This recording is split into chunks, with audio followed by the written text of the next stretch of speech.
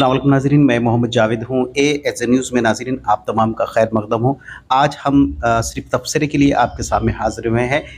जैसा कि आप जानते हैं कि असरी सहाफ़त के अलमबरदार शुजात भाई आईआईएस ना सिर्फ उर्दू ज़बान या अदब की तरक्की व तरोीज में कार फरमा रहते हैं, जबकि मुसलमानों के तालीमी हो या अदबी हो, सहाफ़ती हो या माशी हो या तिब्बी मसाइल की यकसुई में हमेशा से ही सरगर्म रोल अदा करते हैं। हर इतवार को रोज़नामा मुनसिफ में अपना कालम लिखते हैं। आज 2 जुलाई इतवार को मुनसिफ के शुमारे में उन्होंने क्या कुछ कहा, उस पर हम तबसरा करते हैं, तबसरा करने की कोशिश करते हैं, क्योंकि ये बहुत बड़े हैदराबाद के मारूफ सहाफ़ी है।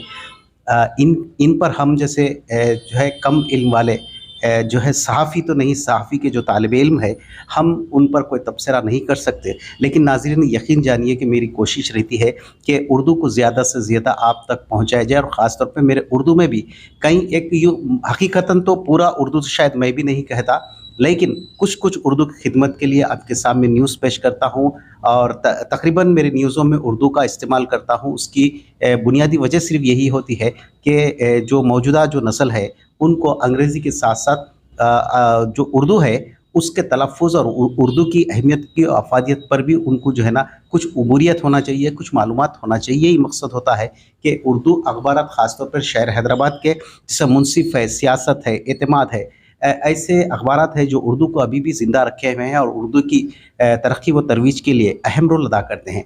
बहरहाल आज जो है शुजात भाई ने बहुत बेहतरीन बात यहाँ पे कही है। सबसे पहले मैं आपको बताता हूँ कि शुजात भाई का जो आज का जो कालम है, वो आप उसकी तस्वीर पहले देख लीजिए मुनसिफ का। और मेरी ये आपसे ख्वाहिश है कि आप मुनसिफ अखबार को इतवार के दिन ख़ास तौर पे मंगाइए। इतवार के दिन जो है जो नुखुश जो पेपर होता है, जो एडिशन पेपर जो था, उसके अंदर बेहतरीन तबसरे होते हैं। वहीं पे हमारे डॉक्टर शुजात अली सूफ़ी साहब शुजात भाई के भी बहुत बेहतरीन मालूमात का एक ख़ज़ीना होते हैं। उनमें जो है कई एक मरतबा बेहतरीन तबसरे करते हैं, बेहतरीन कालम लिखते हैं। आपसे गुजारिश है कि आप ये लोग मेहनत लिखते हैं, आप लोग पढ़िए। आज जो उन्होंने अपना जो कलम उठाया है, ये सबसे पहले मैं तस्वीर बताता हूँ नाज़रीन। ये देखिए, ये आज का मुनसिफ का जो है 2 जुलाई का पेपर है, इतवार का मुनसिफ। उसमें जो है शुजात भाई ने आज कलम उठाया है अपोजिशन के सिलसिले में, अपोजिशन का इत्तेहाद, बीजेपी की शिकस्त फाश। देखिए उन्वान कैसा दिए हैं, अपोजिशन का इत्तेहाद, बीजेपी की शिकस्त फाश इंशाल्लाह उसमें है। तो अभी जो आज उन्होंने लिखा, खास तौर पे सबसे पहली लाइन आप भी पढ़ सकते हैं, आप खरीदिए मुनसिफ, देखिए उर्दू बड़ी उससे। एक जगह लिखते हैं, देखिए साहब, जिंदगी में सबर, शुक्र और मोहब्बत तीनों का बड़ा दर्जा है। सबर मुसीबत को टालता है, शुक्र नेमत को बढ़ाता है, और मोहब्बत खुशियों का खजाना है। बड़ी बेहतरीन बात, सबसे पहला काम, बड़ा बेहतरीन लाइन जो है ना लिखे, आगे लिखते हैं। अब उनका जो आगे का जो सफ़र है उसमें अपने कालम नवीसी में वो लिखते हैं कि बिहार के चीफ मिनिस्टर नीतीश कुमार की दावत पर मुनक़िद होने वाली अपोजिशन की पहली मीटिंग में इस बात पर इत्तेफाक राय पैदा हो गया है कि अपोजिशन का सिर्फ एक ही मकसद होना चाहिए, वो मकसद है बीजेपी की शिकस्त फाश।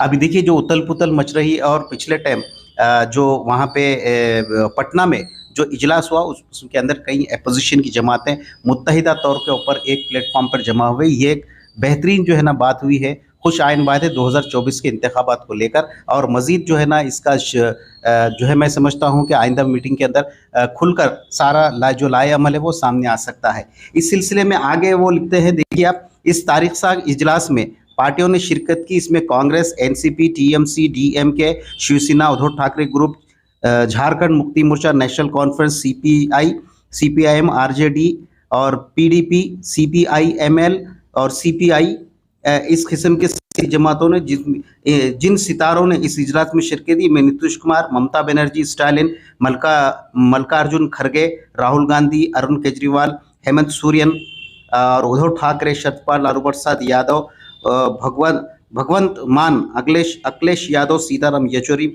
उमर अब्दुल्ला, पीआर बालू, महबूब मुफ्ती, दीपांकर भट्टाचार्य, तेजस्वी यादव, केसी वेणुगोपाल, अभिषेक बनर्जी, डेरेक ओबेरन, आदित्य ठाकरे, डी राजा, सुप्रिया सोले, मनोज झा, फरहाद हकीम, प्रफुल्ल पटेल, राघव चिढ़ा, संजय सिंह, संजय रावत, ललन सिंह और संजय जहां इस बात में उन्होंने शामिल है। बहुत बेहतरीन बात उन्होंने कहा कि जो नहीं ये सब मिलकर आने वाली, क्योंकि आप देखते हैं कि जो कर्नाटक के अंदर कोई किसी एक चीज़ का भी जो है ना वहाँ पे हिंदुत्व का नारा नहीं चलता। एक जगह जो है शुजात भाई और भी लिखते हैं, देखिए यहाँ लिखते हैं कि जहाँ कर्नाटक के ताल्लुक से लिखते हैं कि कर्नाटक में जहाँ भगवा नारा लगाया गया है, वो भगवा भी नारा को जो है कर्नाटक की आवाम ने रद्द कर दिया, मुस्तरद कर दिया। तो अब आने वाले 2024 में मुमकिन ये लोग भारतीय जनता पार्टी या संघ परिवार जो है ना अपनी पॉलिसी या अपना प्रोग्राम या जो अपना जो सियासी जो लाएमल है नया जो आगाज़ कर सकते हैं। उसमें एक जगह लिखते हैं कि अपोजिशन जहां इस इजलास में बेहद खुश है, वहीं बीजेपी के खैमे में बेइंतहा मायूसी साफ झलक रही थी, जिसका सबूत ये है कि कोई ठोस बात कहने के बजाय बीजेपी ने इसे सिर्फ एक फोटो अपॉर्चुनिटी करार दिया है, जबकि अपोजिशन वहाँ पे बैठकर जो है ना सर जोड़कर बात कर रही है। बीजेपी ने तबसरा किया कि जो है ना ये सिर्फ एक फोटो सेशन है, समझिए आप आम जबान में,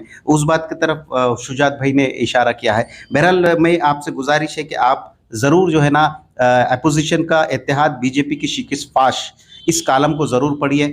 मैं इसके में ज़्यादा बात तो नहीं करूँगा, बात लंबी हो जाएगी, लेकिन जहाँ जहाँ भी बीजेपी की दूसरे स्टेटों में हुकूमत है, देखिए तकरीबन उनके पास शायद चंद को रियासतों में उनकी अपनी बनाई हुई हुकूमत है, जीती हुई या अपने वोट के ज़रिए वहाँ पे हुकूमत, बाकी के सब उधार का सिंदूर है, जहाँ भी जाए तोड़ फोड़ की सियासत है। अभी सुनने में आया कि महाराष्ट्र में भी जो है शरद पवार के जो भतीजे हैं उनकी जानिब से भी कुछ जो है वहाँ पे सेंध मारी जा रही है, बीजेपी उनको उनके पास भी सेंध मारते। शरद पवार के जो नेशनलिस्ट कांग्रेस पार्टी है उसको भी मुंतशिर करने में की जो है ना कोशिश कर रहे हैं, ऐसा पता चला है। लेकिन आने वाले वक्त के अंदर पता चलेगा कि जो है ना क्या शिवसेना के जैसा शरद पवार की पार्टी को भी उसी नौयत का सामना करना पड़ेगा। इस वक्त 2024 बहुत ज़रूरी और बहुत अहमियत का इलेक्शन है। आपसे भी गुजारिश है कि अपने वोट का इस्तेमाल भी आप अगर करें तो सोच समझ कर इस्तेमाल करें।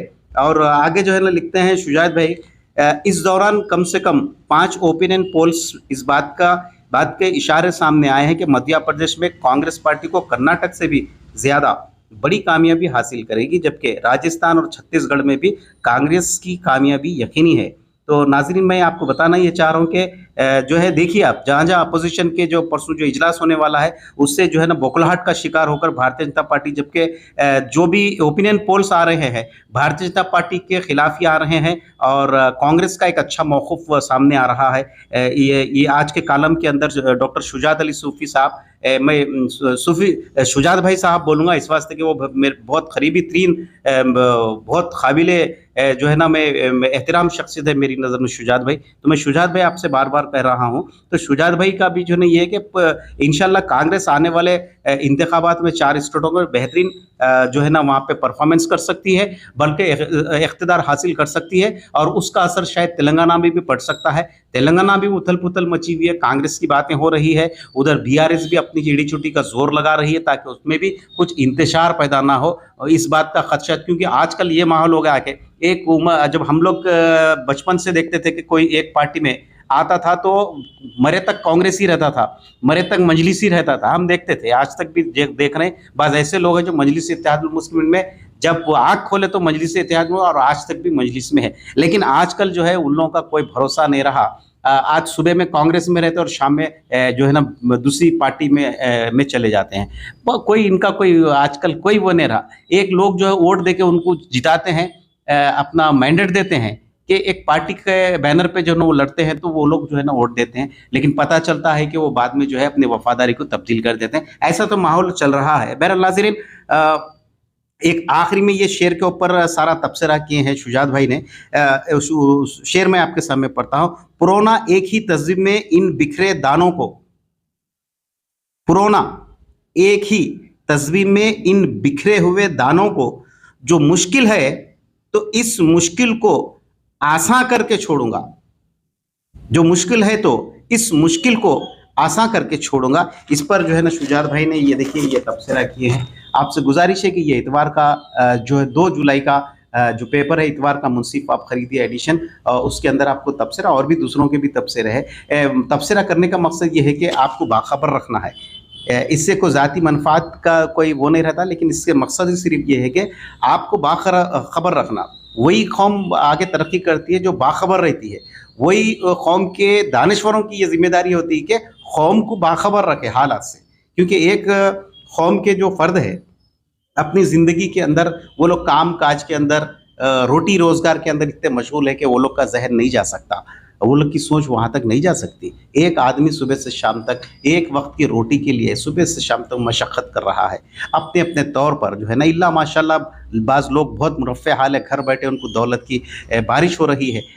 ये लेकिन अक्सरियत ये है कि गरीब-गुरबा लोग अपने मेहनत मज़दूरी करके अपना पेट पालते हैं। तो उनको बाख़बर रखने के लिए ऐसे दानश्वर जो लोग हैं, शुजात भाई जैसे लोग हैं, उनके ऊपर ज़िम्मेदारी आयत रहती है। शुजात भाई जो इसकी ज़िम्मेदारी निभाते हुए अपनी कौम को और अपनी मिल्लत को जो है बाखबर रखने की कोशिश के तौर पर कलम को उठाते हैं और जो है अपने कलम के ज़रिए कौम को बाखबर करने की कोशिश करते हैं। अब हमारा काम है कि उनके इस कलम की जो शाहकार है, इनसे इस्तेफ़ादा हासिल करें। उम्मीद करता हूँ कि आप मुंसिफ अखबार 2 जुलाई का ज़रूर पढ़ेंगे और उसमें हमारे डॉक्टर शुजात भाई का कॉलम ज़रूर पढ़ेंगे और पाबंदी से पढ़ेंगे। आइए जो है ना, मैं बस इसी बात से मैं बात को ख़त्म करता हूँ। अल्लाह हाफ़िज़। इजाज़त दीजिए मोहम्मद जावेद को। इंशाअल्लाह अगले इतवार को नए मौज़ू के ऊपर शुजात भाई के कॉलम पर तबसरा करेंगे। बहुत-बहुत शुक्रिया, बहुत-बहुत शुक्रिया।